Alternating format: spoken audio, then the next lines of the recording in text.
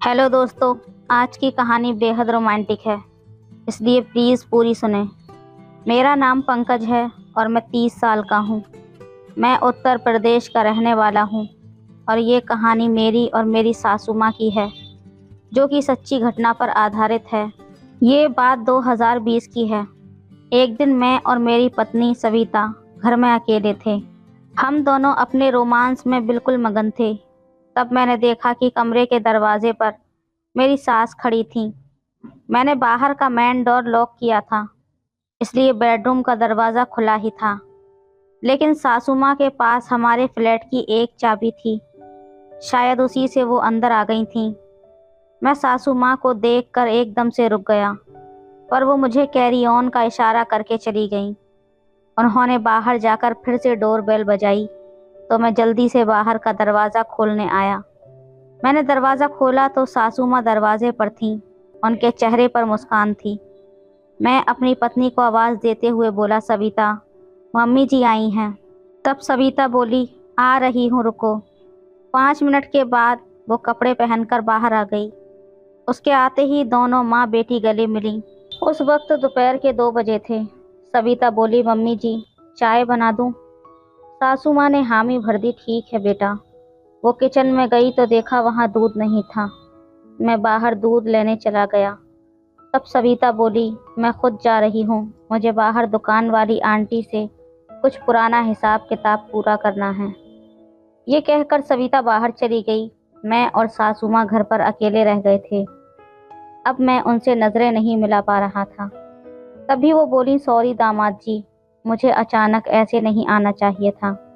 मैं बोला, कोई बात नहीं मम्मी जी, आपका ही तो घर है। वो मंद मंद मुस्कुराती हुई बोली, शर्माओ मत ज्यादा, मैं सविता से कुछ नहीं कहूँगी। हम दोनों शांत बैठे रहे। तब सविता आ गई और चाय बनाकर ले आई। सविता ने सासू माँ से पूछा, मम्मी आज अचानक कैसे आना हुआ? तब सासू माँ ने बताया कि वो मेरे ससुर जी की कुछ प्रॉपर्टी और बैंक के काम से आई हैं, क्योंकि हाल ही में कुछ दिनों पहले मेरे ससुर जी का स्वर्गवास हो गया था। तो ससुर जी की जो प्रॉपर्टी वगैरह थी वो सासू माँ के नाम पर करवानी थी। ये काम कल मुझे ही सासू माँ के साथ जाकर करवाना था, इसलिए सासू माँ आई थी। उस रात हमने खाना वगैरह खाया और सोने के लिए चले गए। हमारे घर में बस 2 ही कमरे थे, जिसमें एक कमरे में सासू माँ सो गईं और एक कमरे में मैं और मेरी पत्नी सविता सो गए। आज मैं और सविता ऐसे ही चुपचाप सो गए थे। अगले रोज देश भर में लॉकडाउन लग गया था। कोई कहीं नहीं जा सकता था। हमारी अपार्टमेंट में भी कोरोना के कारण सील कर दी गई थी और सासू माँ अब यहीं पर फंस गई थीं। शुरू के 4-5 दिन तो जैसे तैसे कटे, फिर घर में रहना मुश्किल होने लगा। हम टीवी देखते रहते, मोबाइल देखते रहते। मैं घर में पूरे कपड़े पहने रहता। सासू माँ साड़ी और सविता ज़रूर हल्के कपड़े पहन रहती थी। अब सासू माँ के सामने मैं अपनी पत्नी सविता के साथ कंफर्टेबल फील नहीं कर पा रहा था। मुझे बहुत अजीब सा लगता था। एक दिन सासू माँ जब बाथरूम में थीं, तब मैंने सविता को पीछे से जाकर गले लगा लिया। वो छटपटा उठी और बोली, पागल हो गई हो क्या? मम्मी हैं अभी यहाँ पर। मैं मुंह बनाकर वापस आ गया और सविता से नाराज़ हो गया। पहले मैं थोड़ी देर बालकनी में बैठा रहा, फिर अंदर अपने कमरे में आ गया। थोड़ी देर बाद मैं ऊपर छत पर गया, फिर भी मेरा मन नहीं लग रहा था। सविता समझ गई थी कि मैं नाराज़ हूँ, पर वो भी क्या कर सकती थी। अगले दिन सुबह 10 बजे मैं नहाकर आया तो मुझे अपना एक लोवर नहीं मिल रहा था। तब मैंने सविता को खूब आवाज़ें लगाईं, लेकिन वो नहीं आई। तब मैं तौलिया लपेट कर बाहर आया और सासू माँ के सामने ही सविता को गोद में उठाकर अपने बेडरूम में ले गया। सविता चिल्लाती रह गई, ये क्या बदतमीजी है, ये क्या कर रहे हो? पागल हो गए हो क्या? मम्मी देख रही है। लेकिन मैंने उसकी एक ना सुनी। बेडरूम में ले जाकर मैंने उससे कहा, तुम बहरी हो गई हो क्या? तुम्हें सुनाई नहीं देता? मैं कब से आवाज़ें दे रहा हूँ, मेरा लोवर नहीं मिल रहा है। फिर उसने मुझे सॉरी बोला और अलमारी से मेरा लोवर निकाल कर मुझे दिया। कुछ देर बाद हम दोनों साथ में बाहर निकले तो उस समय सासू माँ कुछ बेचैन सी टीवी देख रही थीं। मैं भी उनके सामने बैठ गया और टीवी देखने लगा। तब मेरी नज़र सासू माँ पर पड़ी तो वो मेरी ही तरफ देखकर मंद मंद मुस्कुरा रही थीं। मुझे ये देखकर बहुत अजीब लगा। पता नहीं कैसे अचानक मैंने सासू माँ से पूछा, क्यों मम्मी जी, क्या ख्याल है मेरे बारे में? इतने में सविता मेरे पीछे आकर बोली, ये क्या बदतमीजी है पंकज, मेरी मम्मी से ये कैसी बातें कर रहे हो तुम? तभी मैंने बात को पलटते हुए कहा, अरे मम्मी जी, मेरा मतलब था कि देखो मुझ में कितनी ताकत है, आपकी बेटी को उठा सकता हूँ मैं। फिर मैंने कहा, सॉरी मम्मी जी, वो मैं खुद पर काबू नहीं रख पाया। वो मुस्कुरा कर बोली, कोई बात नहीं, मैं कोई पुराने ज़माने वाली सासू माँ नहीं हूँ। मैं प्राइवेट कॉन्वेंट स्कूल की टीचर रह चुकी हूँ, फ्रांस और लंदन में घूम चुकी हूँ। मैं जानती हूँ कि घर में ऐसे बोरिंग तरीके से नहीं रहा जाता, और अभी तो ये लॉकडाउन कम से कम 2 महीने रहेगा। मैंने आज गौर से सासू माँ को देखा। सामान्य से लंबा कद, गोरा रंग, सुंदर चेहरा, हमेशा मुस्कुराती रहती थीं और स्टाइलिश साड़ी पहनती थीं। मेरी सासू माँ दिल्ली के टॉप कॉन्वेंट स्कूल में इंग्लिश टीचर थीं। तब मैंने पूछा, मम्मी जी, आप फ्रांस कब गई थीं? तब उन्होंने कहा, हनीमून पर तुम्हारे ससुर जी ले गए थे, लेकिन शादी के पहले फैशन कंपटीशन में पार्टिसिपेट किया था, तब भी गई थी। मैं बोला, तभी आप इतनी स्टाइलिश हो। सासू माँ बोली, मैं पहले ही दिन से कहना चाह रही थी कि तुम लोग खुलकर रहो, मेरा लिहाज मत करो। 2 महीने से ज़्यादा समय तक हम फ्लैट से नहीं निकल पाएंगे, तो हमें खुलकर रहना ही पड़ेगा। एक पल रुककर उन्होंने मुझे देखा और कहा, मनोरंजन के नाम पर टीवी, मोबाइल, लूडो और करने के नाम पर खाना पीना ही तो बचा है। अगर तुम दोनों की इजाज़त हो तो मैं भी साड़ी पहनना छोड़कर कुछ और पहन लूँ क्या? मैं घर पर कभी साड़ी नहीं पहनती, सविता को तो पता ही है। सविता बोली, हाँ मम्मी, क्यों नहीं। मैं भी बोला, हाँ, मुझे क्या दिक्कत हो सकती है। वो अंदर गईं, फिर जब थोड़ी देर बाद वापस बाहर आईं तो मेरी तो आंखें फटी की फटी रह गईं, क्योंकि सासू माँ एक मिनी स्कर्ट पहनकर आई थीं, जो कि सिर्फ घुटनों तक ही था। ये देखकर मैं तो गहरी सोच में पड़ गया कि सासू माँ इस उम्र में भी ये सब पहनती हैं। मेरे अचानक से गले में कुछ फंस गया था, मैं कुछ बोल नहीं पा रहा था। वे आकर हम दोनों के सामने खड़ी हुईं और बोलीं, अब रिलैक्स लग रहा है। मैं साड़ी पहने पहने परेशान थी। तभी सविता बोली, मम्मी घर पर इसी ड्रेस में रहती हैं, किसी के आने पर कभी कभी साड़ी पहन लेती हैं। बस सासू माँ मुस्कुराई हुई बोली, क्या हुआ? शॉक्ड हो गए दामाद जी। मैं कुछ नहीं बोला। अब हमारी ज़िंदगी में हर रोज़ ऐसे ही चल रहा था। तब अचानक एक दिन हमारे घर पर कोरोना टीम आई। पूरी सोसाइटी में केस बढ़ रहे थे, इसलिए हमारी चेकिंग हुई और सविता को कोरोना पॉजिटिव बता दिया गया। हमारी सोसाइटी के बाहर ही एक अस्थायी कोरोना हॉस्पिटल चालू किया गया था, तो सविता को उसी में जाना पड़ा। अब घर पर केवल मैं और सासू माँ थे। दोपहर में सविता को वहाँ लेकर गए, इसलिए शाम को मैं परेशान बैठा था। सासू माँ मेरे लिए कॉफ़ी लेकर आईं और बोली, परेशान मत हो दामाद जी, डॉक्टर ने बोला है हल्के लक्षण हैं, बस 14 दिन रखेंगे फिर घर भेज देंगे। वो अभी साड़ी में ही थी। हम लोगों ने रात के 8 बजे डिनर किया और फिर मैं टीवी देखने लगा। तब सासू माँ नाइटी पहनकर हॉल में आकर बैठ गईं। उन्होंने मुझसे रिमोट लिया, एक मूवी लगाई। 10 मिनट बाद ही उस फिल्म के अंदर रोमांटिक सीन आने लगे, जिसे देखने के बाद मैं तो चुपचाप उठकर अपने कमरे में चला गया, क्योंकि सविता की वजह से मेरा मूड खराब था। मुझे पता ही नहीं मैं कब सो गया। जब सुबह मैंने आंखें खोली तो देखा कि सासू माँ मेरे बेड पर सो रही थी। ये देखकर मैं हैरान रह गया और सोचने लगा कि आखिर सासू माँ यहाँ कब आकर सोईं और क्यों। इतने में सासू माँ ने भी अपनी आंखें खोल दी और बोली, उठ गए दामाद जी।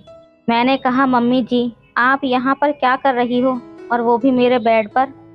तब वो बोली, बेटा जी, यहाँ सोना मेरी मजबूरी थी, क्योंकि आप सारी रात नींद में करहा रहे थे और सविता सविता चिल्ला रहे थे, जिसकी वजह से मेरे कमरे तक आवाज़ें आ रही थीं।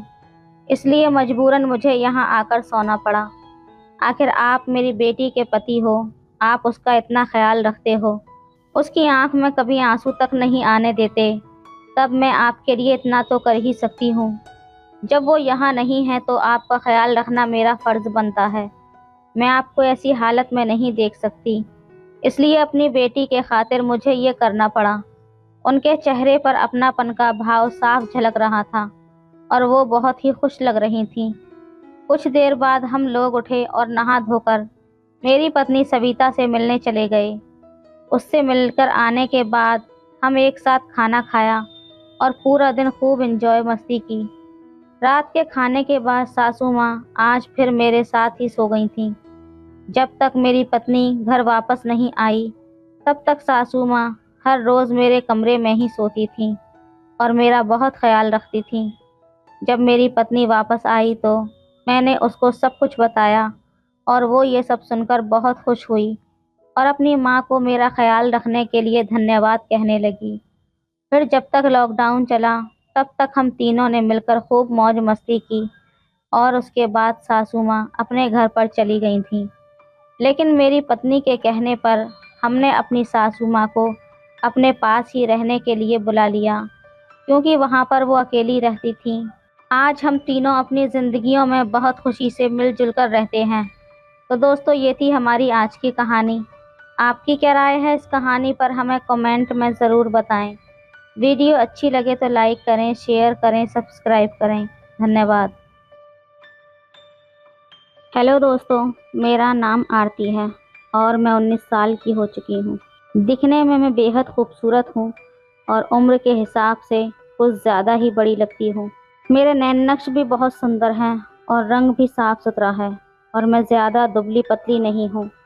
हम गांव से हैं तो मैं भी बाकी लड़कियों की तरह शलवार कमीज़ ही पहनती हूँ।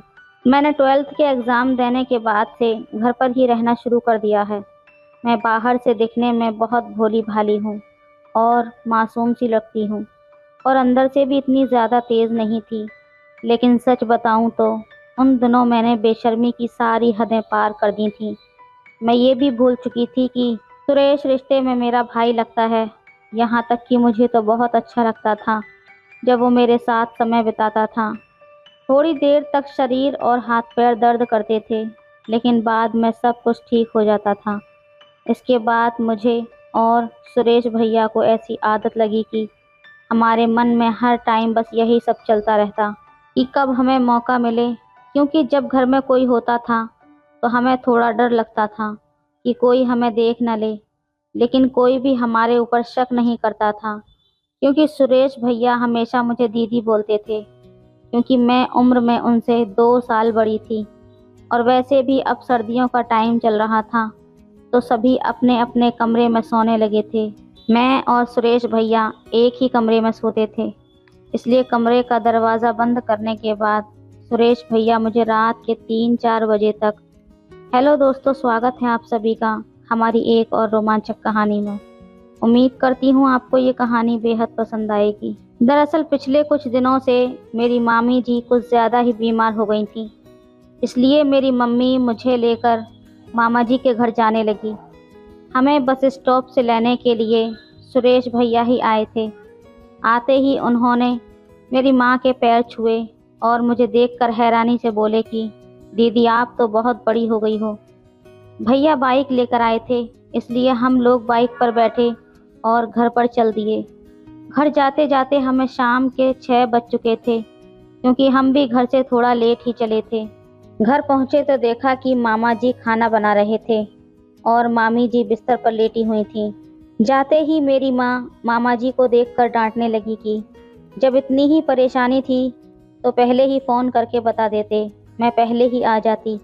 इतनी परेशानी झेलने की क्या ज़रूरत थी। इसके बाद मेरी माँ मामा जी को हटाकर खुद खाना बनाने लगी। मामा जी भी हमें देखकर बहुत खुश हो गए। मैं भी मामी जी के पास बैठ गई। मामी जी भी हमें देखकर बहुत खुश हुईं और सच में उनकी हालत बहुत ज़्यादा ख़राब थी। उसके बाद मेरी माँ मामी जी के लिए खाना ले आई और उन्हें खाना खिलाने लगी। तभी सुरेश भैया ने मुझे आवाज़ दी। जब मैं उनके कमरे में गई तो वो भी खाना खा रहे थे। मेरे जाते ही वो बोले कि आ जाओ दीदी, खाना खा लो। तब मैंने भैया को बोला कि नहीं भैया, आप खा लो, मैं बाद में खाऊंगी। लेकिन भैया ने मुझे बैठा ही लिया और मुझे भी भूख लगी थी, तो मैंने भी ज़्यादा मना नहीं किया। खाना खाकर हम दोनों को बहुत मज़ा आया, क्योंकि आते वक्त हम चिकन लेकर आए थे। उसके बाद मैं माँ के पास सोने जाने लगी तो सुरेश भैया बोले कि दीदी, अगर आप बुरा ना मानो तो मेरे पास ही सो जाओ ना। तब मैंने कहा कि नहीं भैया, मैं माँ के पास ही सोऊंगी। तब भैया बोले कि प्लीज़ दीदी सो जाइए ना, कल तो वैसे भी आप चली जाएंगी। फिर मैंने भी ज़्यादा नखरे नहीं किए और भैया को बोला कि अच्छा ठीक है, मैं सो तो जाऊंगी, पर आप माँ को बोल दीजिए। मेरी हाँ सुनते ही भैया बहुत खुश हुए और माँ को बोल दिए कि आज दीदी मेरे पास सो रही है। जब तक भैया माँ को बोलकर आए, तब तक मैंने शलवार कमीज़ बदलकर भैया का ही लोअर टी शर्ट पहन लिया, क्योंकि शलवार कमीज़ कुछ ज़्यादा ही फिटिंग के थे। और मुझे लोअर टी शर्ट में देखकर भैया हंसने लगे और बोले कि दीदी, आप तो इनमें कमाल लग रही हैं। इसके बाद मैं रज़ाई ओढ़कर बेड पर बैठ गई और भैया चारपाई पर अपना बिस्तर लगाने लगे। तब मैंने भैया को बोला कि भैया आप बेड पर ही सो जाइए ना, बहुत सारी जगह पड़ी है। इसके बाद भैया भी रज़ाई में आकर बैठ गए। सुरेश भैया भी थोड़े से हंसमुख और शरारती थे, इसलिए वो मुझे बहुत हंसा रहे थे। हमें आपस में बातें करते करते रात के 12 बज गए थे और मुझे कब नींद आ गई पता ही नहीं चला। सुबह जब मैं उठी तो मैंने देखा कि भैया मेरी जुल्फ़ों के साथ खेल रहे थे। उठते ही उन्होंने मुझे गुड मॉर्निंग बोला और कहा, दीदी नींद कैसी आई आपको? तब मैंने बोला कि बहुत अच्छी आई भैया। इसके बाद हम रज़ाई में ही बैठे थे कि माँ हमारे लिए चाय लेकर आ गई। सुबह सुबह ठंड थोड़ी ज़्यादा ही थी, तो हम रज़ाई में बैठकर ही चाय पीने लगे। सुरेश भैया ने भी 12वीं क्लास पास कर ली थी, इसलिए वो भी अब घर पर ही रहते थे। मैं चाय पी रही थी, तब सुरेश भैया मेरी तरफ ही देख रहे थे। जब मैंने उनसे पूछा कि ऐसा क्या देख रहे हो, तब वो बोले कि दीदी आपकी आंखें बहुत ही बड़ी हैं, सच कहूँ तो बहुत बहुत सुंदर लगती हैं। फिर मैंने मजाक में उनसे पूछा कि सुबह मैं उठी तो तुम क्या कर रहे थे? तब भैया ने बहाना बना लिया कि कुछ नहीं दीदी, वो बस आपके बालों को सुलझा रहा था। सुरेश भैया भी दिखने में बेहद खूबसूरत थे और उनके अभी दाढ़ी मूछें भी ठीक से नहीं आई थीं। उनका चेहरा बिल्कुल साफ था और हाइट मेरे से थोड़ी सी कम थी। इसी कारण जब भैया ऐसी हरकतें करते तो मुझे थोड़ा सा शक होता कि कहीं उनके दिमाग में कुछ उल्टा सीधा ना चलता हो। इसके बाद मैं माँ को काम में हाथ बटाने लगी और मामा जी काम पर जाने के लिए तैयार होने लगे। इसके बाद माँ ने मामा जी को खाना पैक करके दिया और मामा जी काम पर चले गए। मेरी सुबह सुबह नहाने की आदत है, इसलिए मैं हमेशा की तरह नहाने जा रही थी। लेकिन मुझे क्या पता था सुरेश भैया भी सुबह सुबह नहाते हैं। बाथरूम का दरवाज़ा खोलते ही मैं तो शर्म से लाल हो गई और जल्दी से रूम में भाग कर आ गई। सुरेश भैया के मुंह पर साबुन लगी थी और वो नहाने में इतने व्यस्त थे, इसलिए वो मुझे नहीं देख पाए। लेकिन मेरे मन में बार बार वही दृश्य आ रहा था और मैं रूम में बैठी अकेली ही हंस रही थी। तब भैया भी नहाकर वहां आ गए और मुझे अकेले हंसता देखकर बोले कि क्या हुआ दीदी, आज तो बहुत खुश लग रही हो। भैया को देखकर मैं थोड़ी चुप हो गई और बोली कि कुछ नहीं भैया, वो आपके बारे में ही सोच रही थी। तब भैया फ़ोन चलाते चलाते वहीं पर बैठ गए और बोले कि ऐसा क्या सोच रही हो मेरे बारे में जो इतनी हंसी आ रही है? तब मैं बोली कि नहीं भैया, रहने दीजिए, कोई ख़ास बात नहीं है। लेकिन भैया ने फ़ोन रखा और ज़िद ही पकड़ ली कि नहीं दीदी बताओ, आप मेरे बारे में क्या सोच रही थीं, वरना मैं कुछ उल्टा सीधा समझ लूँगा। तभी मैं बोली कि प्लीज़ भैया समझने की कोशिश कीजिए, मैं आपको नहीं बता सकती। इसके बाद मैं जल्दी से उठी और नहाने के लिए चली गई। नहाने के बाद मैं नीचे हाफ पैंट और ऊपर शॉर्ट टॉप पहन लिया था। जब तक मैं नहाकर वापस आई तब तक भैया वहीं पर बैठे रहे। नहाने के साथ साथ मैंने बाल भी धोए थे, इसलिए मैं उन्हें सुखा रही थी। मैं जानबूझकर पानी के छींटे भैया पर फेंक रही थी। तब भैया एकदम से खड़े हुए और मेरे बालों को पकड़कर मुझे बेड पर बैठा दिया। तब भैया की ऐसी हरकत पर मुझे बहुत गुस्सा आ गया और मैंने उन्हें ज़ोर से थप्पड़ मार दिया। उसके बाद सुरेश भैया मुझे बिना कुछ कहे वहाँ से चले गए। इसके बाद मुझे भी अपने किए पर बहुत पछतावा हो रहा था कि शायद मुझे ऐसा नहीं करना चाहिए था, लेकिन मैं भी जानती थी कि सुरेश भैया क्या करने वाले थे। फिर मैंने सोचा कोई बात नहीं, भैया को तो मैं बाद में भी मना लूँगी। मैंने जल्दी से अपने बाल बनाए और अपनी माँ के पास चली गई। मेरी माँ को तो बस मामी जी की ही फिक्र रहती थी। उन्होंने उन्हें दवाइयाँ देकर नहला दिया था और खाना भी तैयार कर दिया था।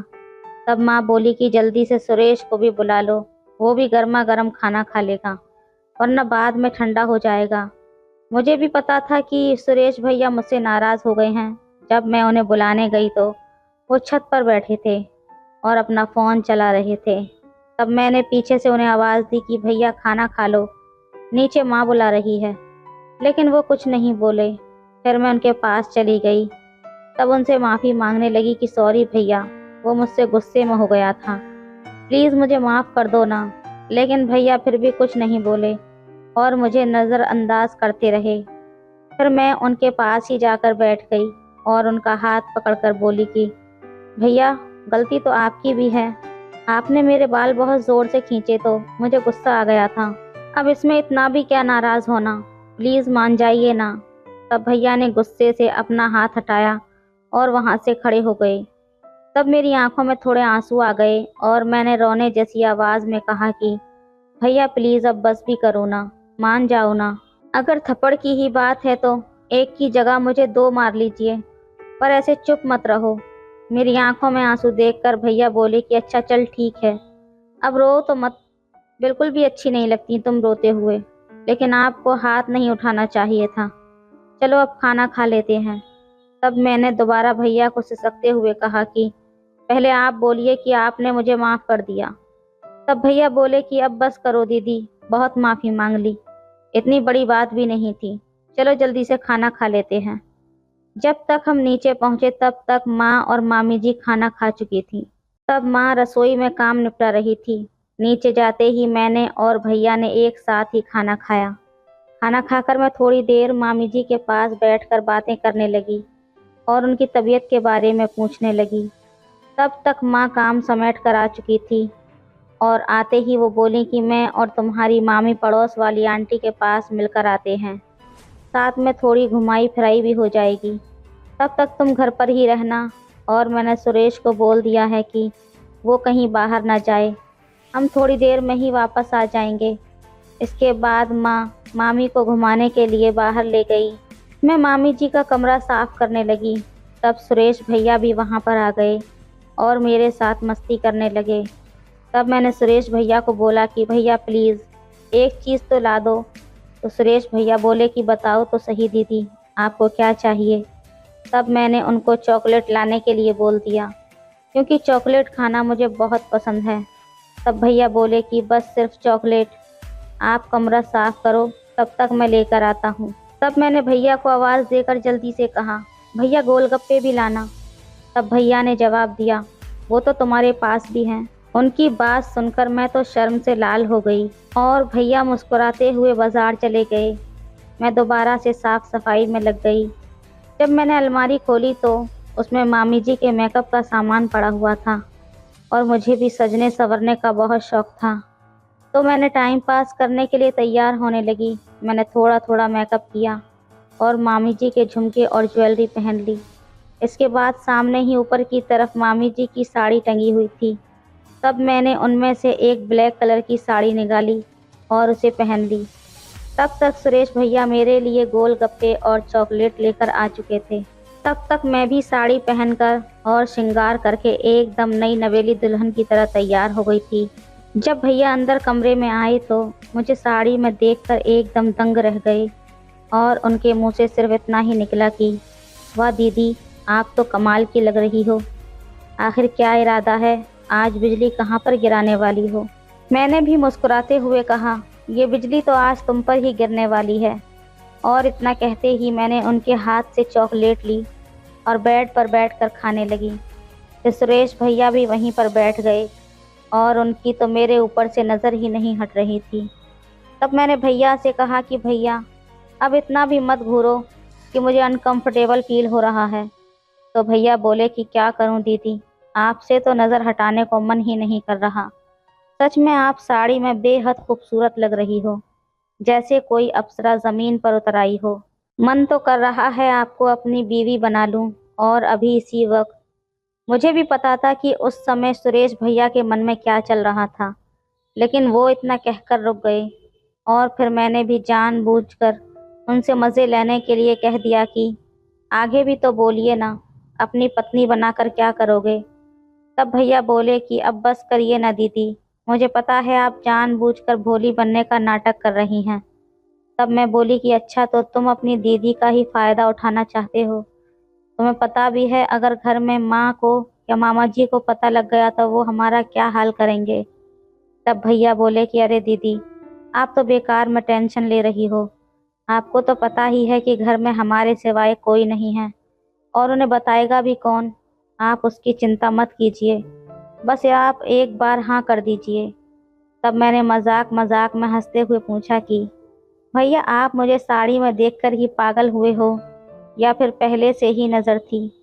तब भैया बोले कि सच कहूँ तो दीदी, जब से आप आई हो तो तभी से मन कर रहा है, प्लीज़ दीदी मान जाइए ना। फिर मैं बोली कि अच्छा ठीक है, जब तुमने अपनी दीदी को सेटिंग बना ही ली है तो फिर अच्छे से निभाना। मेरे इतना कहते ही भैया बहुत खुश हो गए और बोले कि थैंक यू दीदी, मुझे पता था आप ना नहीं करेंगी, क्योंकि आप मेरी सबसे अच्छी वाली दीदी हो। तब मैंने भैया को चुप कराते हुए कहा कि बस करो भैया, इतनी तारीफ़ें मत करो, आपके पास 10 मिनट हैं, इससे ज़्यादा टाइम नहीं दूंगी, और प्रॉमिस करो कि शाम को चॉकलेट ला कर दोगे। तब भैया बोले कि आरती दीदी, आप जो भी बोलोगी वो मैं ला कर दूंगा, पर आपको रुलाने के बाद। आप 2 मिनट रुकिए, मैं सेफ्टी लेकर आता हूँ। तब मैंने भैया को बोला कि थोड़ा जल्दी ले आइए, मुझे बहुत घबराहट महसूस हो रही है। जब तक भैया आए मेरा मन घबराने लगा था। तब मैंने भैया को रोक दिया और बोली कि सॉरी भैया, पर प्लीज़ समझने की कोशिश कीजिए, मेरा जी बहुत घबरा रहा है, हम शाम को सोते टाइम देख लेंगे। लेकिन भैया कहाँ मानने वाले थे। तब वो मुझे समझाने लगे कि दीदी आप इतना मत घबराएं, कुछ नहीं होगा। अगर आपको ज़्यादा ही अनकंफर्टेबल फील हो रहा है तो आप अपनी आंखें बंद कर लीजिए। फिर मैंने अपनी आंखें बंद कर लीं, और सुरेश भैया जैसे ही बेड पर आए तभी घर का दरवाज़ा बज गया, और थोड़ी ही देर में माँ की आवाज़ सुनाई दी। आवाज़ सुनते ही मैं जल्दी से बेड से खड़ी हो गई, क्योंकि मैंने साड़ी पहनकर बहुत ज़्यादा मेकअप किया हुआ था, और ऊपर से हम मामी जी के कमरे में थे। भैया का तो मूड ही ऑफ हो गया था। उस समय सुरेश भैया को देखकर मुझे मन ही मन बहुत हंसी आ रही थी। फिर मैंने जल्दी से भैया को कमरे से बाहर निकाला और कपड़े चेंज किए। फिर मैं दोबारा कमरे में सफाई करने लगी। माँ ने भी मामी जी को बरामदे में बैठाया और सीधा ही रसोई में चाय बनाने चली गईं। इतने में मैंने भी घर की झाड़ू लगा दी थी, और फिर हम चाय पीने बैठ गए। चाय पीने के बाद माँ काम करने लगी और मामी जी वहीं बरामदे में ही लेट गईं। मैं भी टाइम पास करने के लिए माँ का काम में हाथ बटाने लगी। फिर कुछ देर बाद मुझे सुरेश भैया दिखाई नहीं दिए। जब मैंने उन्हें ढूंढा तो वो बाथरूम से निकलकर हाथ धो रहे थे।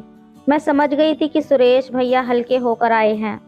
सुरेश भैया का चेहरा अभी भी लटका हुआ था, और उन्हें देखकर तो मेरी हंसी निकल गई, और हंसते हंसते मैंने कहा कि क्या हुआ भैया, आपसे तो बिल्कुल भी कंट्रोल नहीं होता। तब सुरेश भैया बोले कि मेरी जगह आप होती तो आपसे भी नहीं होता, आप लड़की हो ना, इसलिए इतनी बातें बना रही हो। तभी हंसते हुए मैंने भैया से कहा कि कोई बात नहीं भैया, बस थोड़ा इंतज़ार और कीजिए, फिर रात में डिस्टर्ब करने वाला कोई नहीं होगा। तब भैया बोले कि दीदी, रात का ही तो इंतज़ार करना मुश्किल हो रहा है, एक एक मिनट मुझे 1 घंटे के बराबर लग रही है। इतने में ही माँ ने मुझे आवाज़ लगा दी और बोली कि अगर दोनों भाई बहनों की बातें ख़त्म हो गई हों तो मुझे काम में थोड़ा हाथ बटा दो। इसके बाद मैंने जाते हुए भैया को भी छेड़ दिया कि भैया अपना प्रॉमिस याद रखना, अगर मुझे चॉकलेट नहीं मिली तो आपको भी कुछ नहीं मिलने वाला। और फिर मैं रसोई में चली गई। तब तक मामा जी भी आ चुके थे और मैंने उन्हें खाना भी परोस दिया। मामा जी काम पर से थके हुए आए थे, इसलिए हमारे साथ थोड़ी देर ही बैठते हैं और फिर जल्दी ही सो जाते हैं। मेरी माँ भी मामी जी को खाना खिलाने लगी और उन्हें दवाई देने लगी। तब तक मैंने भी खाना खाया और मैं टाइम पास करने के लिए माँ का फ़ोन चला रही थी। सर्दियों का मौसम होने के कारण हम जल्दी ही बिस्तर में बैठ जाते थे, इसलिए मामी जी तो दवाई लेकर आराम करने लगी थीं और मेरी माँ भी वहीं रज़ाई में बैठी थी और मैं भी मामी जी के कमरे में ही थी। मैं फ़ोन में मगन थी, इसलिए मुझे तो नहीं पता चला कि भैया ने कब खाना खा लिया और वो अपने कमरे में मेरा इंतज़ार कर रहे थे, क्योंकि मैं रोज़ की तरह सीरियल देख रही थी। जब बहुत देर हो गई और मैं नहीं गई तो तब सुरेश भैया ही मुझे बुलाने आ गए। कमरे में आते ही भैया ने कहा कि दीदी आ जाओ, मैं कब से आपका वेट कर रहा हूँ। तब माँ बोली कि कोई बात नहीं बेटा, अगर तुम अकेले सोना चाहते हो तो सो जाओ, आरती मेरे साथ ही सो जाएगी। माँ के मुंह से इतना सुनते ही भैया जल्दी से बोल पड़े कि अरे कोई बात नहीं बुआ, हम खेलते खेलते सो जाएंगे, वैसे भी आप कुछ दिनों में चली जाएंगी। इसके बाद मैंने भी माँ को बोल दिया कि नहीं माँ, मैं भैया के पास ही सो जाऊंगी। उसके बाद माँ ने बोला कि अच्छा ठीक है, जैसी तुम्हारी मर्जी, और हम लोग कमरे में आ गए। कमरे में आते ही भैया ने जल्दी से दरवाज़ा बंद कर दिया। मुझे पता था कि भैया अब 2 मिनट भी नहीं रुकेंगे, लेकिन अभी माँ और मामी जी सब जाग रहे थे, इसलिए मैंने भैया को बोला कि भैया एक बार सभी को सो जाने दो, अगर किसी ने हमारी आवाज़ सुन ली तो हम लोग फंस जाएंगे। तब भैया बोले कि बस करो दीदी, अब मैं आपकी एक भी नहीं सुनूंगा, आप जल्दी से अपने बाल बांध लो। तब मुझे चॉकलेट याद आ गई और मैंने भैया को बोला कि अच्छा ठीक है, लेकिन पहले मेरी चॉकलेट लाओ। इसके बाद भैया ने जल्दी से पॉकेट में हाथ डाला और मुझे बहुत सारी चॉकलेट दी। चॉकलेट लेते ही मैं तो उन्हें खाने बैठ गई और भैया अपने ऊपर परफ्यूम छिड़कने लगे। शुरुआत में मैं भैया को बहुत ज़्यादा सताने लगी और नखरे दिखाने लगी, जिससे हमारी झूठ मूठ की लड़ाई हो गई। लेकिन इतने में ही माँ ने आवाज़ लगा दी कि आरती अब बहुत खेल लिए, सो जाओ, क्योंकि बेड की आवाज़ उनके कमरे तक जा रही थी। इसलिए भैया ने बिस्तर नीचे फर्श पर ही लगा दिया। उसके बाद भैया ने सुबह के 5 बजे तक सोने नहीं दिया। सुबह हमारी आंख बहुत लेट खुली थी और माँ दरवाज़ा खटखटा रही थी। हम अभी भी नीचे ही सोए हुए थे, इसलिए सबसे पहले भैया उठे और उन्होंने रज़ाई बेड पर पटकी और मुझे भी बेड पर बिठा दिया और फिर दरवाज़ा खोलने गए। माँ हमारे लिए चाय लेकर आई थी और उन्होंने मुझे देखते ही बोल दिया कि मैंने बोला था ना आरती, टाइम से उठ जाना, अब देखो तुम्हारी आंख अब लाल पड़ रही हैं। उसके बाद मैंने जल्दी से मुंह धोया और माँ से चाय लेकर उसको पीने लगी, क्योंकि मेरा सारा शरीर बहुत ज़्यादा दुख रहा था। उसके बाद माँ भैया की चाय रखकर चली गई और सुरेश भैया भी मुंह धोकर आ गए। सुरेश भैया के आते ही मैंने गुस्से से उन्हें बोला कि भैया, मैंने आपको कहा था ना कि बस थोड़ी देर ही, और आपने तो मेरी एक न सुनी। अब माँ मेरी हालत देखकर पूछेगी तो मैं उसको क्या जवाब दूंगी। तब भैया बोले कि कोई बात नहीं दीदी, आप टेंशन मत लो, मैं आपको मेडिकल से दवाई ला कर दे दूंगा, आप दवाई ले लेना, बिल्कुल ठीक हो जाओगी। उसके बाद 3-4 दिन तक तो मैंने भैया को अपने करीब भी नहीं आने दिया। भैया तो हर वक्त मेरे आगे पीछे घूमते रहते। अब तो रोज़ाना मुझे चॉकलेट भी ला कर देने लगे थे। वो मेरा हर काम करने लगे थे। मैं जो भी कहती वो खुशी खुशी कर देते, इसलिए अब मैं भी उनसे मज़े लेने लगी थी। मैं उनसे कभी अपने पैर दबाती, सर की मालिश करवाती, कभी कभार मजाक मजाक में उनकी पिटाई भी कर दिया करती थी। इसलिए भैया अब थोड़े से नाराज़ रहने लगे थे। अब मैं भी उन्हें ज़्यादा ना नहीं कर पाई और हमने दिन में ही महफिल जमा ली। उस दिन घर में कोई नहीं था, इसलिए भैया ने सारा दिन मुझे नहीं टिकने दिया। इसके बाद से मैं और भैया काफ़ी नॉर्मल हो गए थे। जब भी भैया का मन करता वो मुझे कमरे में ले जाते और अब तो मुझे भी अच्छा लगने लगा था। उन दिनों हमने बहुत एंजॉय किया, लेकिन इतने अच्छे दिनों के बाद एक बुरा दिन तो आना ही था, और वो भी भैया की वजह से ही आया था। 15-20 दिन बिताने के बाद हम वापस अपने गांव आने वाले थे, क्योंकि मामी जी भी अब पहले से बेहतर हो चुकी थीं और हमें भी आए हुए अब 20 दिन बीत चुके थे। वापस आने का प्लान माँ ने एकदम से बना लिया था, ना ही मुझे बताया और ना ही मामी जी को। इसलिए जब भैया और मुझे ये सब पता चला, हमें बिल्कुल भी अच्छा नहीं लगा। तब भैया बोले कि दीदी, जाते जाते लास्ट बार एक बार और महफिल हो जानी चाहिए, फिर पता नहीं कब आओगी। मेरा भी मन था, पर घर में सब थे और आज तो मामा जी भी थे, क्योंकि वो ही हमें बस स्टैंड पर छोड़ने आने वाले थे। मैंने भैया को बहुत समझाया कि प्लीज़ भैया, समझने की कोशिश कीजिए, सभी लोग घर पर हैं और मुझे तो जाने के लिए तैयार भी होना है। लेकिन भैया पे तो पागलपन का भूत सवार था। घर में सभी लोग थे, इसलिए हमारा कमरा तो बिल्कुल भी सेफ नहीं था। इसलिए भैया मुझे बाथरूम में ले गए। हमें आए हुए अभी 2 मिनट ही गुजरे थे कि इतने में ही बाथरूम का दरवाज़ा ज़ोर से खुला और सामने मामा जी थे। मामा जी को देखकर तो मैं एकदम से कांपने लगी और जल्दी से वहां से भागकर अपने कमरे में आ गई। लेकिन मामा जी ने सुरेश भैया को बहुत पीटा। शायद जल्दबाजी में हम दरवाज़ा बंद करना भूल गए थे। उसके बाद माँ ने जाकर सुरेश भैया को छुड़ाया, वरना मामा जी तो उन्हें पीट पीट कर ही मार डालते। मेरे तो मामा जी को देखते ही आंसू निकल रहे थे, लेकिन मामा जी ने मुझे कुछ नहीं कहा और माँ को भी हमारे बारे में कुछ नहीं बताया। उसके बाद हम एक दिन और रुके, क्योंकि माँ सुरेश भैया की ऐसी हालत देखकर नहीं जा सकती थी और मैं तो डर के मारे उनके पास भी नहीं गई। फिर अगले ही दिन हम अपने गांव वापस आ गए और उसके बाद मैं आज तक मामा जी के पास नहीं गई। कभी कभार मैं अपनी माँ के फ़ोन से ही सुरेश भैया को कॉल कर लेती हूँ और सुरेश भैया को भी अपनी गलती रियलाइज़ हो गई थी। अब हम दोनों ही अपने किए पर बहुत शर्मिंदा थे और हमने इन बातों को भुलाने की पूरी कोशिश की, लेकिन सच बताऊं तो हम ये सब आज तक नहीं भूल पाए। और मैं तो आपसे भी यही कहूँगी कि ऐसी गलतियाँ आप लोग भूल कर भी ना करना, क्योंकि इससे हमारे सारे रिश्ते टूट जाते हैं। अगर मामा जी ने हमारी ये गलती छुपाई नहीं होती तो हमारा पूरा परिवार टूट जाता। तो दोस्तों, ये थी आज की कहानी। आपकी क्या राय है इस कहानी पर, हमें कमेंट में ज़रूर बताएं। वीडियो अच्छी लगे तो लाइक करें, शेयर करें, सब्सक्राइब करें। धन्यवाद। हेलो दोस्तों, आज की कहानी बेहद रोमांटिक है, इसलिए प्लीज़ पूरी सुनिएगा। मैं भोपाल से पुणे जा रही थी। जब मैं बस में बैठी थी तब बस में कोई ख़ास भीड़ नहीं थी। मुझे खिड़की के पास की सीट मिली थी और मैं आराम से बैठ गई। लेकिन मेरे मन में एक बड़ी चिंता थी। मेरे पति कुछ साल पहले भोपाल से ट्रांसफ़र होने के बाद वहाँ रहने लगे थे। जब वे पहली बार सामान लेकर भोपाल गया तब मैंने उसके साथ जाने के लिए कहा था, लेकिन उसने मुझे समझाया कि अनीता, चिंता मत करो, कुछ महीनों में मैं वहाँ सेटल हो जाऊँगा, फिर तुम्हें ले जाऊँगा। लेकिन वो मुझे कभी नहीं लेने के लिए आया। मैंने कई बार उसे समझाने की कोशिश की कि मैं यहाँ अकेली नहीं रह सकती, हम पति पत्नी हैं, अलग रहना ठीक नहीं है। लेकिन वो मेरी बात सुनने को तैयार नहीं था।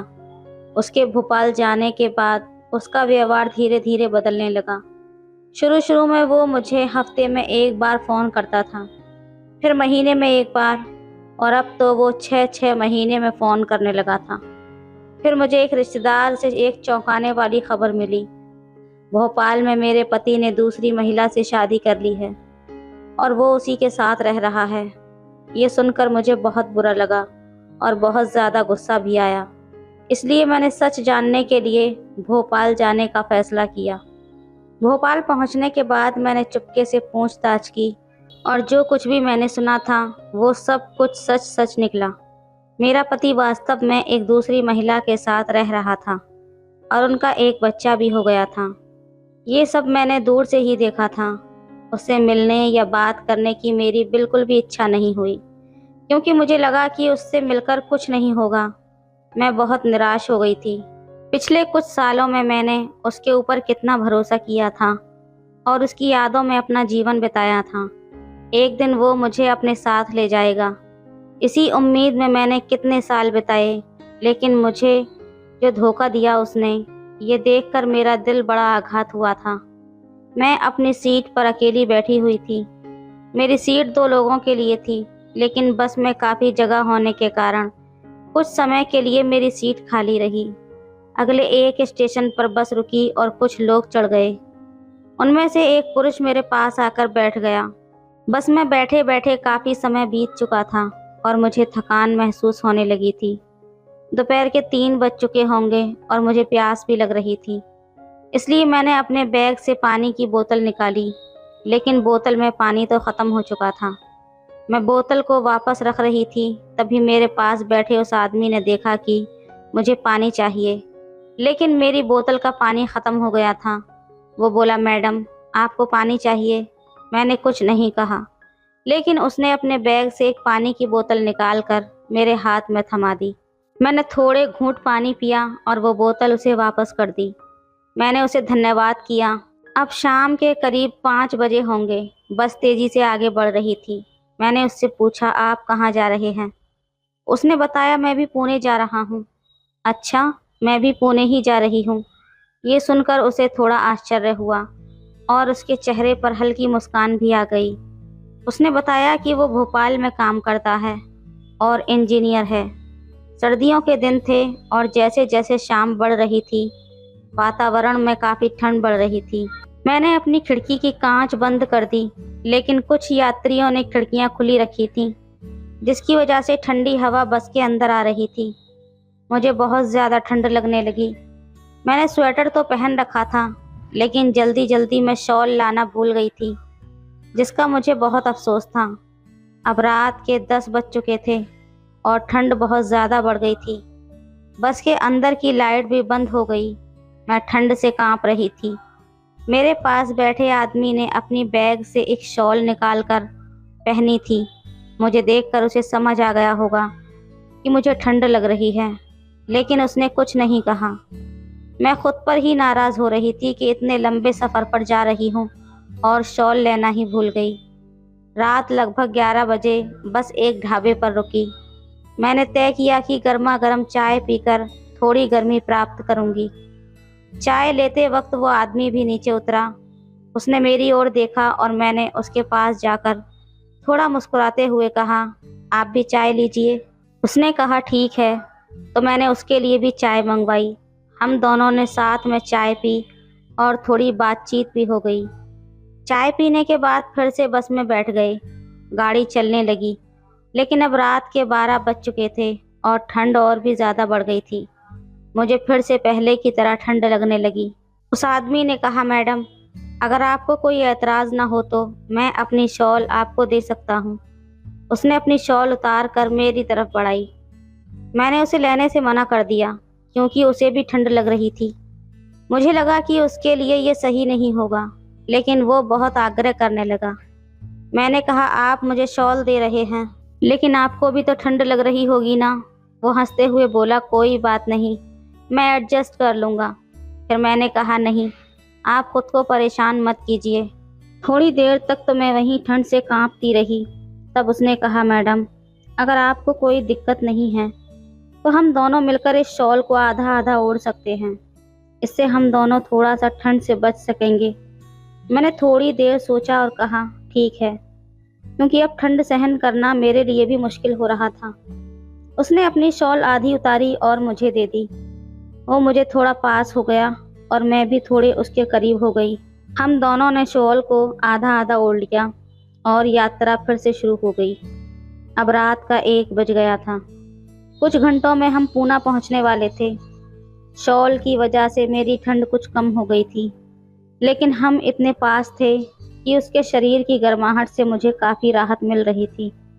थोड़ी देर बैठे रहने पर वो थोड़ा सा असहज हुआ और बोला, मैडम मेरा हाथ थोड़ा जाम हो गया है, क्या मैं आपके कंधे पर हाथ रख सकता हूँ, अगर आपको कोई परेशानी ना हो तो।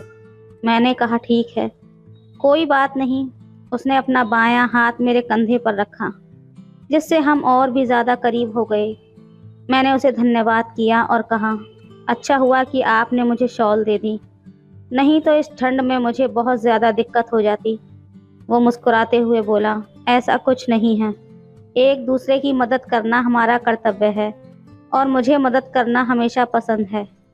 मुझे उसका स्वभाव बहुत पसंद आया था, इसलिए मैंने उससे पूछा, आपका नाम क्या है? उसने जवाब दिया, मेरा नाम करण है। मैंने कहा, मेरा नाम अनीता है। उसने हंसते हुए कहा, अच्छा नाम है आपका। मैं थोड़ी लजाई और मैंने कहा, थैंक यू। हम इतने करीब बैठे थे कि आसपास के लोगों को लगता था जैसे हम लोग पति पत्नी हैं। करण बोला, मुझे बस में यात्रा करने की आदत नहीं है। मैं हमेशा ट्रेन से ही जाता हूँ, लेकिन आज पहली बार बस से यात्रा कर रहा हूँ। मुझे बस में सफ़र करना बहुत बोरिंग लगता है।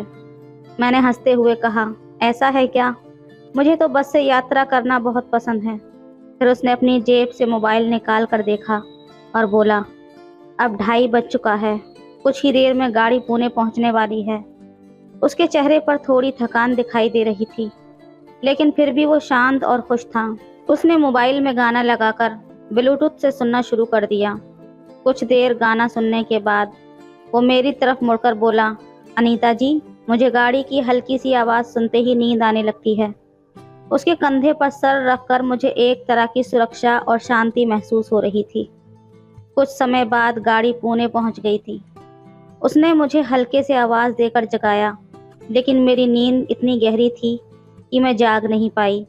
फिर उसने धीरे से मेरी पीठ पर थपथपाकर मुझे उठाया। मैं तेजी से उठ गई। उसके चेहरे पर एक मीठी मुस्कान थी।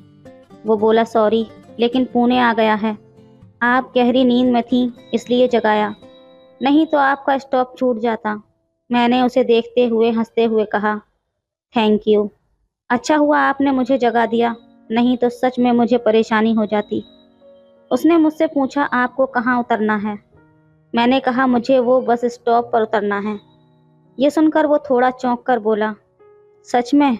मैंने हंसते हुए उत्तर दिया, हाँ सच में, मुझे भी वहाँ ही उतरना है। अब मुझे भी थोड़ा अजीब सा लग रहा था कि हमारा सफ़र कितना समान था।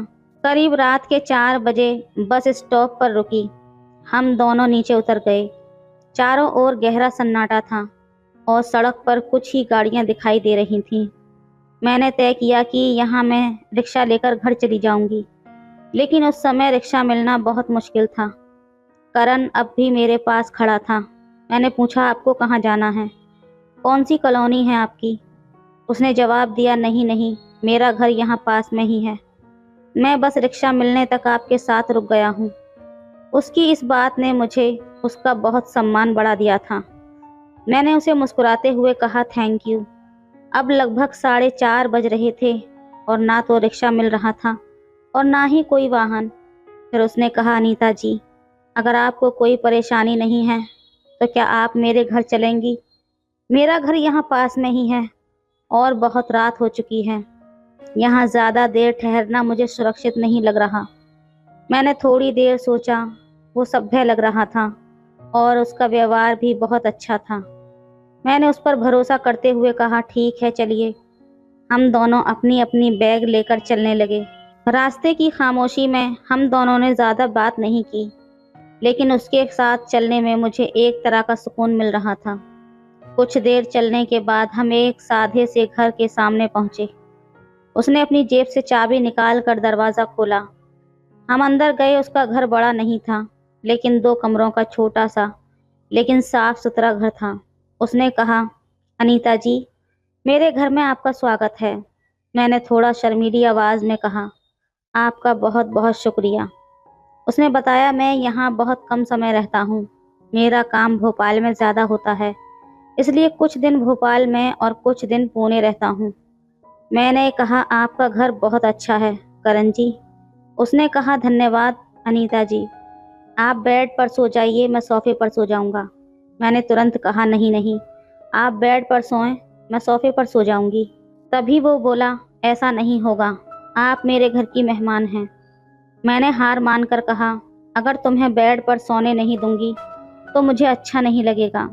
करण ने मुझे अपनी बात मानने पर मजबूर कर दिया और हम दोनों अपनी अपनी जगह सो गए। सफ़र की थकान की वजह से मुझे जल्दी ही नींद आ गई।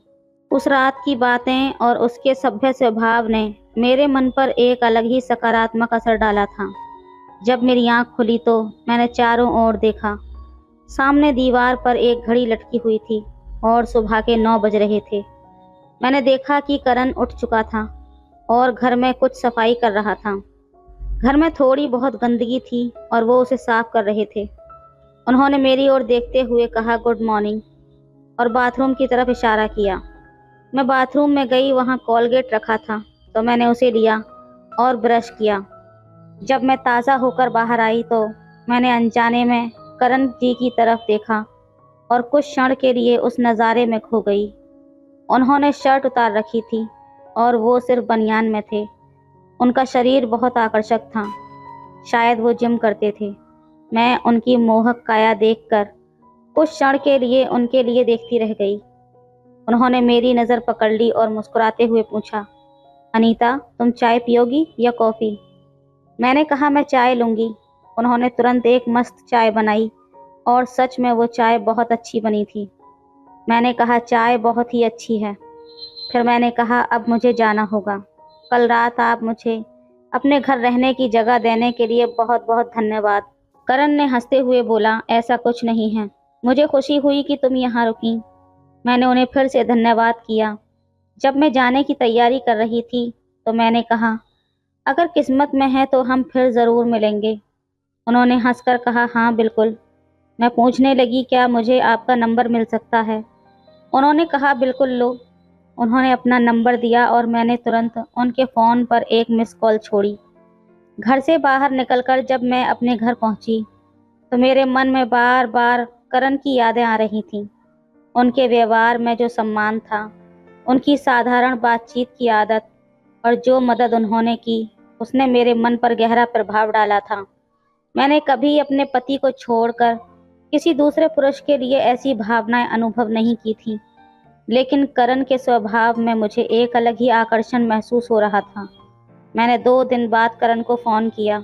मैंने पूछा, कहाँ पर हो? मैं आज घर पर ही हूँ, आराम कर रहा हूँ। क्या हुआ?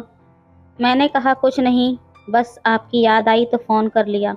करण ने हंसकर कहा, ठीक है, चलो मिलते हैं आज कहीं पर।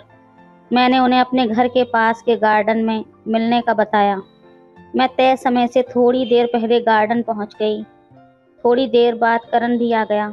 उन्हें देखकर मेरा दिल बड़ी ज़ोर से धड़का था, क्योंकि उन्होंने जीन्स और टी शर्ट पहन रखी थी और वो बहुत हैंडसम लग रहे थे। उन्होंने मुस्कुराते हुए पूछा, कैसी हो? ये एक नए स्टाइल है, मैंने हंसकर कहा। आप बहुत ही हैंडसम लग रहे हो। फिर हम गार्डन में कुछ समय बातें करते रहे। उन्होंने पूछा, अनीता जी, क्या आप अकेली ही रहती हैं? मैंने कहा, हाँ, मैं अकेली ही रहती हूँ।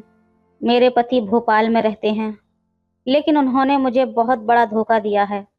मैंने उन्हें अपने जीवन की सारी सच्चाई बताई। उन्होंने मेरी कहानी को चुपचाप सुना और उनके चेहरे पर भी दुख और संवेदना साफ झलक रही थी। बात करते करते जब 3 बजे, मैंने करण जी से कहा, आज आप खाना कहाँ खाने वाले हैं? उन्होंने जवाब दिया, अरे मैंने अभी तक कुछ तय नहीं किया। मैंने कहा, तो आज मेरे घर चलिए। वो मुस्कुराते हुए बोले, ठीक है, शाम को आऊँगा। इस पर हमने एक दूसरे को अलविदा कहा। शाम को 6:30 बजे मैंने उन्हें फ़ोन किया, करण जी आप आ रहे हैं ना? उन्होंने कहा, हाँ ज़रूर आ रहा हूँ मैं। ठीक 7 बजे करण जी मेरे घर आए। मैंने उनका स्वागत किया और बताया कि मैंने पहले से खाना बना लिया है। फिर हम दोनों ने एक साथ खाना खाया। उस दिन मैंने एक रेड कलर की साड़ी पहनी थी जो थोड़ी पारदर्शी थी और उसके साथ स्लीवलेस ब्लाउज पहना था। खाना खाने के बाद हम सोफे पर बैठकर बातें करने लगे। अचानक करण जी बोले, आप इस साड़ी में बेहद सुंदर लग रही हैं। उनकी इस तारीफ पर मैं हंस पड़ी और बोली, अच्छा सच में? फिर बातचीत के दौरान मैंने अपना फ़ोन निकाला और उनसे कहा, करण जी, मुझे मोबाइल के कुछ काम नहीं पता। मेरे फ़ोन में एक ऐप आ गया है, लेकिन वो डिलीट नहीं हो रहा है। उन्होंने कहा, लाओ मुझे दो, मैं ठीक कर देता हूँ। वो मेरे पास आकर बैठे और मेरे फ़ोन को कुछ सेकंड में ठीक कर दिया। मैं इस पर बहुत हैरान थी। हम एक दूसरे के बहुत करीब बैठे थे। करण जी ने कहा, अनीता, उस दिन जब तुम मेरे साथ यात्रा कर रही थी, मुझे बहुत अच्छा लगा। मैंने कहा, हाँ, वो रात मेरे लिए भी यादगार थी। हमारी नज़रें मिलीं और उन्होंने धीरे से अपना हाथ मेरे हाथ पर रख दिया। वो मेरे आंखों में देखने लगे और मेरे चेहरे के बहुत करीब आ गए। करण ने हल्के से अपना चेहरा आगे बढ़ाया और हम दोनों उस पल में खो गए थे। जितना मैं उन्हें जानती थी, उनके स्वभाव का गंभीरता और अपनापन मुझे भाने लगा था। इसलिए उनके इतने करीब आने में मुझे कोई संकोच नहीं हुआ। थोड़ी देर बाद जब हम अलग हुए तो मैंने उनकी आंखों में एक अजीब तरह की संकोच और चिंता देखी। उन्होंने कहा, माफ करना अनीता जी, मैं भावनाओं में बह गया था, इसलिए ऐसा हुआ। उनकी आवाज़ में सच्चाई थी और उनके चेहरे पर थोड़ी चिंता साफ झलक रही थी। मैंने हल्के से मुस्कुराते हुए कहा, कोई बात नहीं करण जी, सच बताऊं, जो कुछ हुआ वो मुझे भी अच्छा लगा। उन्होंने कहा, सच में? रात के लगभग 10 बज चुके थे और हम एक दूसरे के बहुत करीब हो गए थे।